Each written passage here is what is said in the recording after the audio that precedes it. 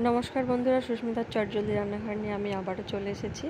আজকে করব পটলের দোরমা। দেখুন কিভাবে করছি, যতটা ইজি প্রসেসে করা যায়। এখানে আমি প্রথমে 6 থেকে 7 টেবিল স্পুন সর্ষের তেল নিলাম।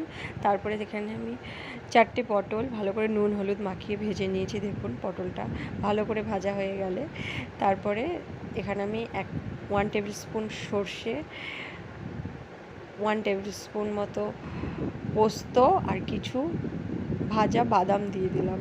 এখানে 4টে মতো কাঁচা লঙ্কা দিলাম আমি, দিয়ে ওটাকে পেস্ট করে নিলাম। পেস্টটা করার পরে তারপরে ভাজা পটলের মধ্যে ঢেলে দিলাম। তারপরে আমি পরিমাণ মতো কিছুটা হলুদ আর কিছুটা নুন দিয়ে দিলাম। তারপরে ভালো করে পটলটাকে কষিয়ে নিলাম। দেখুন পটলটা বেশ কষানো হয়েও এসছে, আমার তেল ছেড়ে দিয়েছে। ব্যাস আমার পটল রেডি। দেখুন আপনারা খেয়ে বলবেন কেমন হয়েছে, নিজেরা করবেন। একটু সামান্য চিনি দিয়ে দিলাম যাতে ফ্লেভারটা একটু ভালো আসে। পটল রেডি, টাটা।